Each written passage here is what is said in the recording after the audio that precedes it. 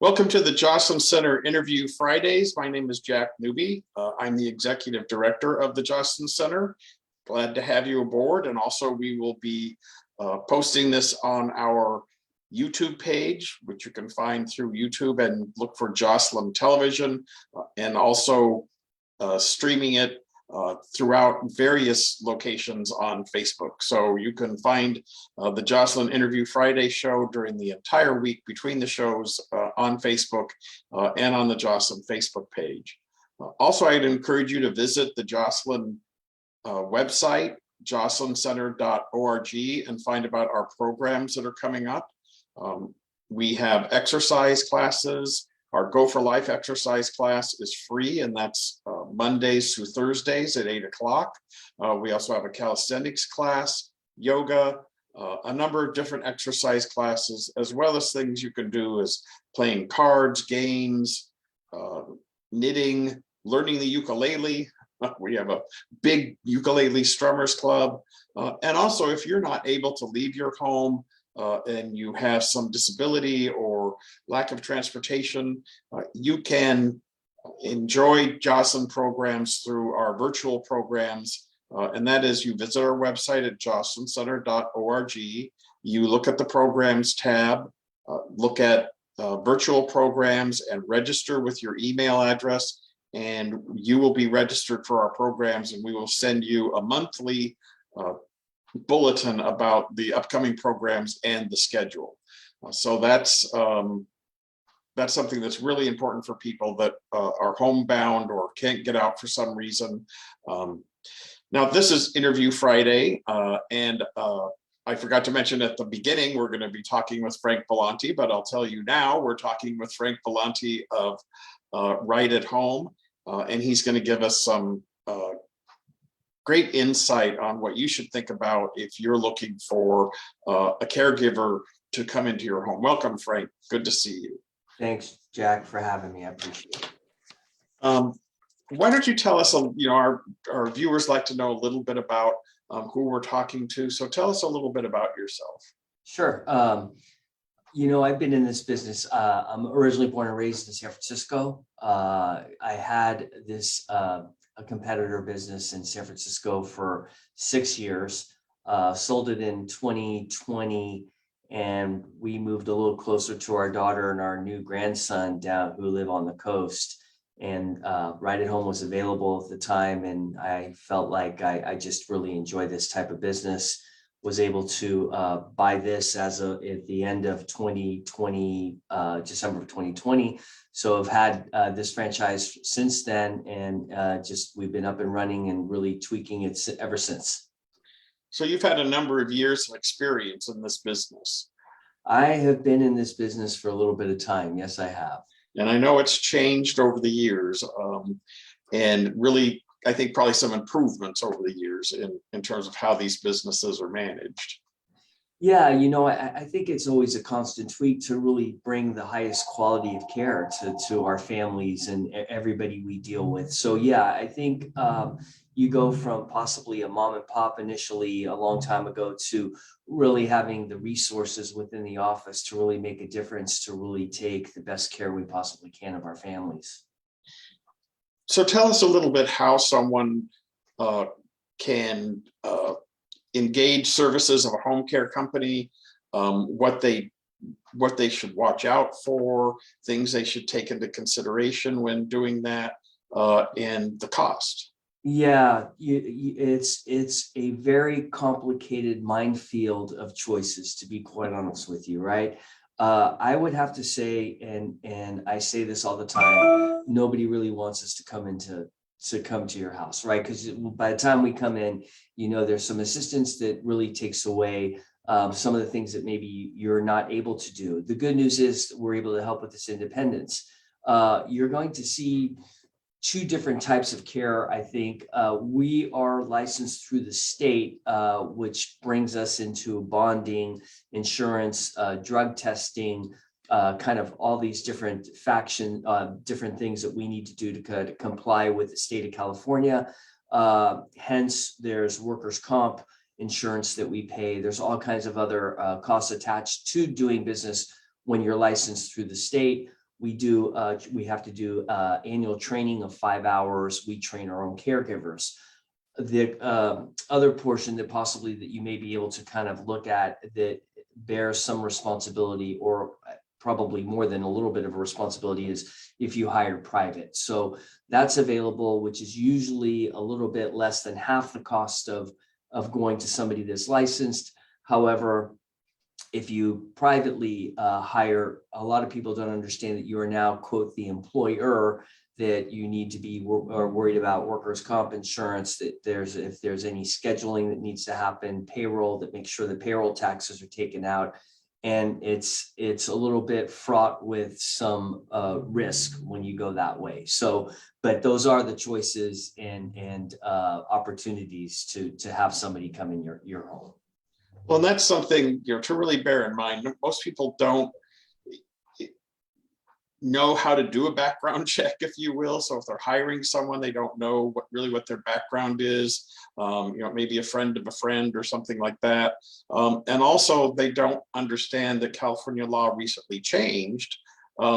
So you can't just hire someone and pay them hourly and they're responsible for their own taxes and that sort of thing. If you're directing their time and their work, you become an employer and you're responsible for payroll, taxes, and all of those things.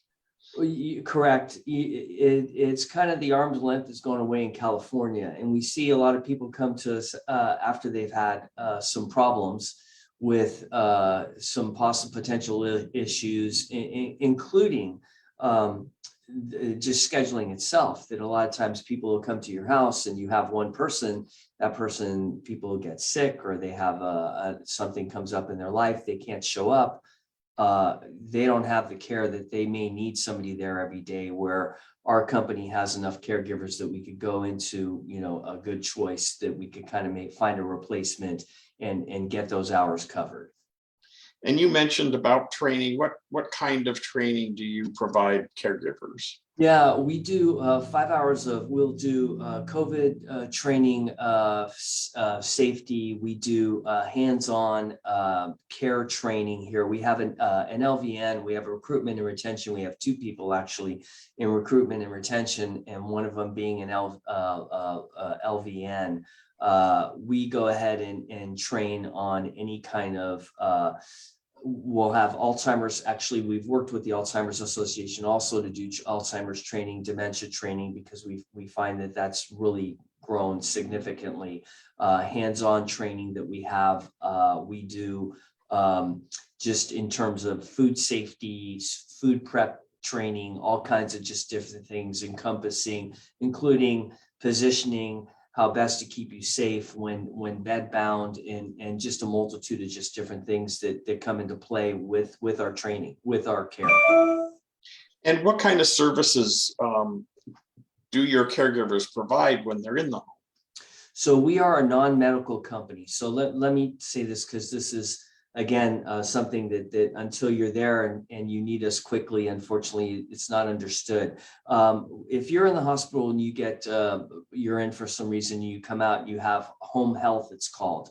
They'll do physical therapy, they'll do speech therapy, they'll do things like that. Usually you get them 1 to 3 times a week for about an hour each session.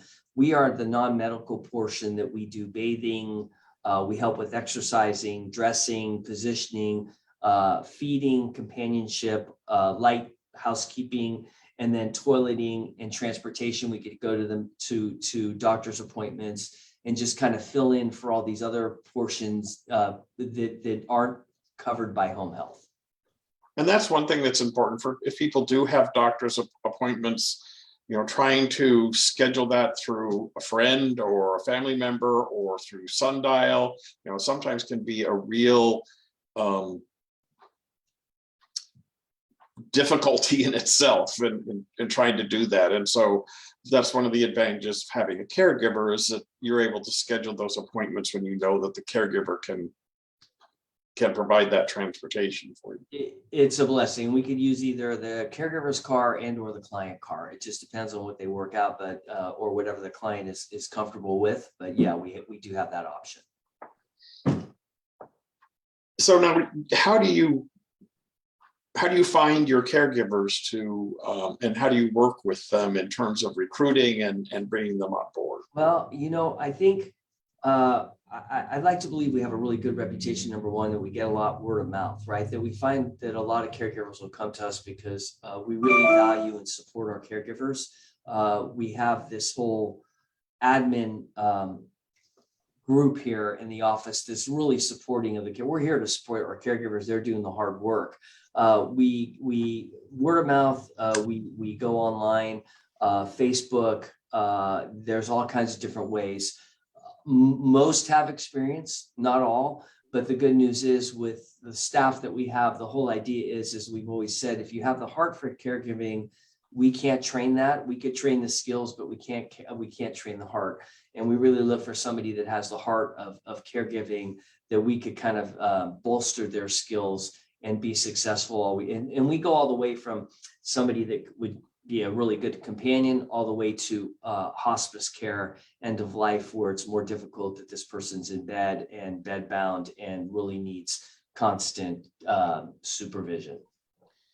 And one of the unfortunate statistics out there is that if someone a family member, spouse or partner is providing caregiving, many times they will end up becoming ill and perhaps even passing away prior to the person that they're providing the care for, because of the stress. They're not watching their health. So your service can help provide that respite for people.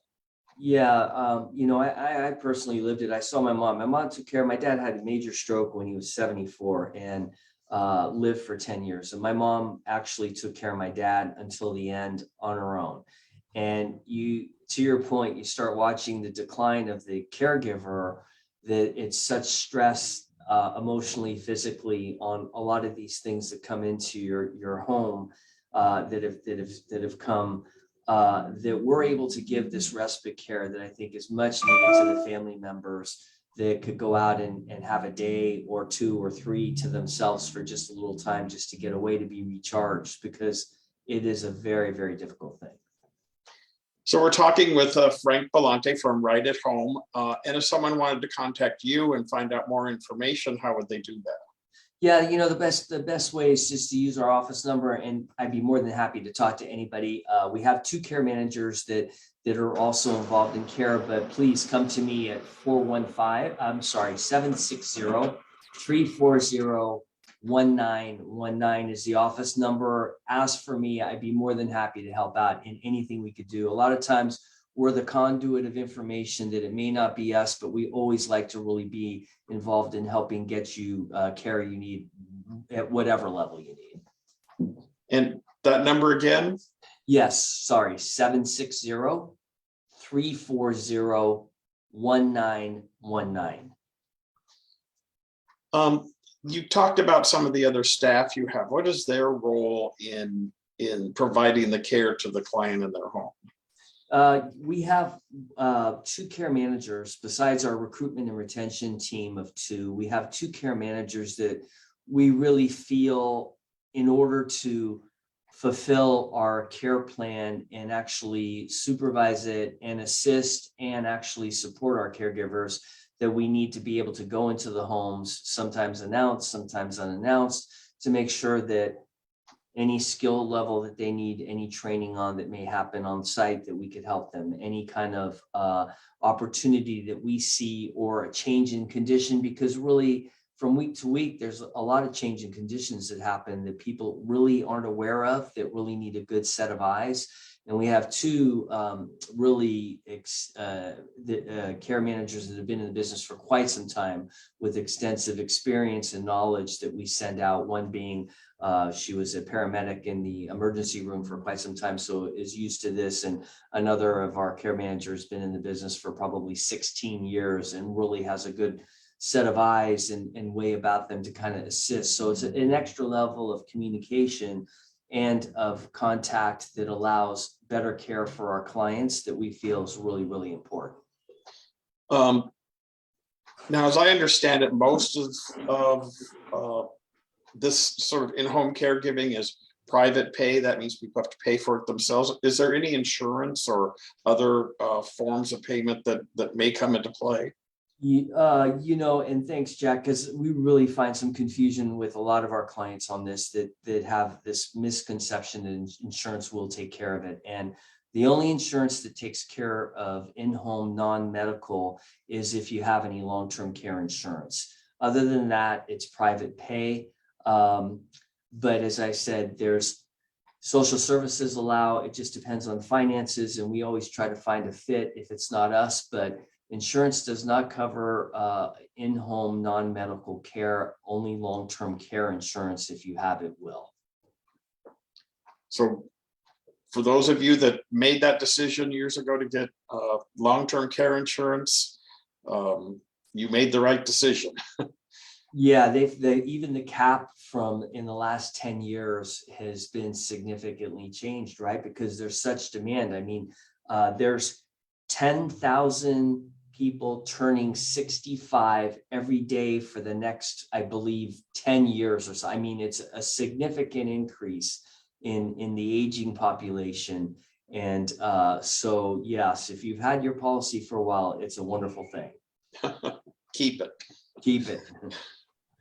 So, Frank, I want to thank you for joining us today for our Jocelyn Interview Friday. We always try to get information out to the community, and I think this information is important because, as you said, our community is aging, and the Coachella Valley is kind of the epicenter of that growth here in California. So it's really good information for people. Well, thanks for having me, Jack. I really appreciate it. Thank you so much. Okay, and have a great weekend. And to our viewers, you have a great weekend too. And we will be seeing you next Friday on Jocelyn Television. Thank you. Have a great weekend. Bye.